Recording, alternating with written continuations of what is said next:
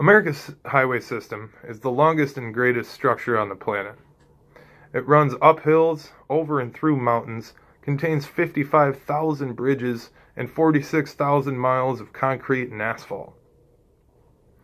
President Dwight D. Eisenhower implemented initial construction of the system with the Federal Aid Highway Act of 1956, motivated by safety, mobility, and commerce, and by a particular experience of his in the military.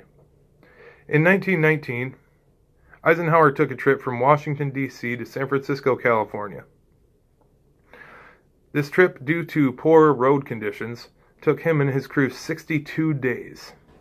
Just on a side note, that same trip today with our highway system, according to Google Maps, takes 41 hours. This highway system would box in the United States and connect many of the major cities and many of the smaller cities as well on the interior. Odd-numbered roads would run north-south, with low numbers in the west and high numbers in the east, while even highways ran east-west, with low numbers in the south and large numbers in the north.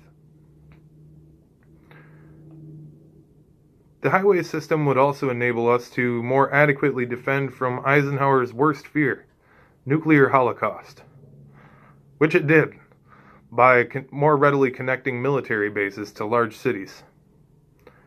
Safety was also a large concern of the day. Many of the highways of the time proved very dangerous, with death tolls topping 50,000 a year on average in the 1950s in vehicle-related deaths.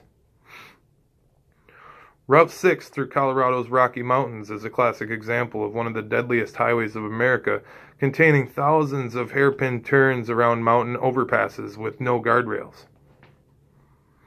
I-70 was constructed to replace Route 6 and was a project of $490 million that took 12 years to complete. Remarkably, the crew building the I-70 left most of the canyon's wildlife and vegetation undisturbed, leaving it as one of the nation's most beautiful drives to this day. Interstates also contributed to driving safety by reducing the number of variables on the road. With no stoplights or signs, the need to slow down was eliminated, taking one factor right out of play. With controlled entrances and exits, there was no unexpected cars turning off side roads, causing T-bone collisions. And with long sight lines and smooth sweeping curves, it was much easier to see far out in front of you on the road.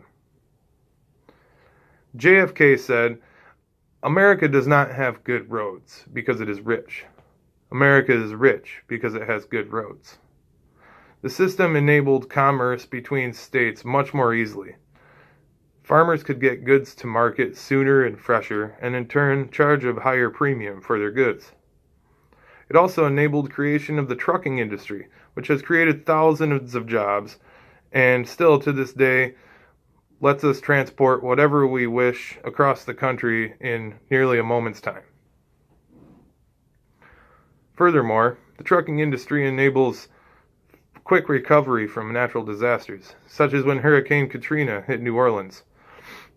Companies that already had trucks on the road carrying needed supplies and bottled water were able to quickly reroute them to Louisiana in order to support the effort.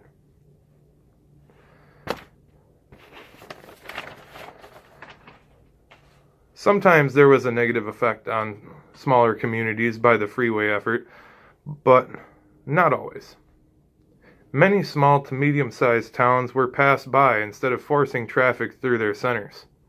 This did hurt walk-in business by replacing their points of sale with billboards on the interstate. Freeway system also did cut through plethoras of farmland, which did create difficulties for ranchers and farmers in getting their crops or cattle from one side of the road over to the other, especially on busy highways. In some cases, people were even forced to vacate their homes and relocate.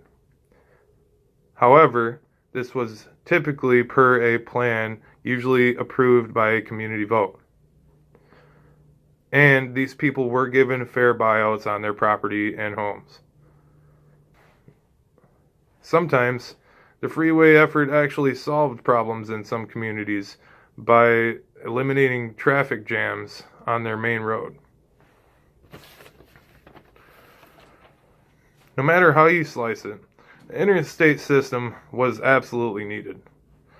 The number of vehicles we had on the road was growing, and it was nearly impossible to go from state to state without a struggle.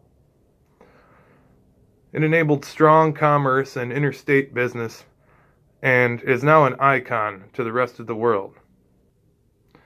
While the initial change created difficulties for some, it was a necessary step in this nation's quest for greatness.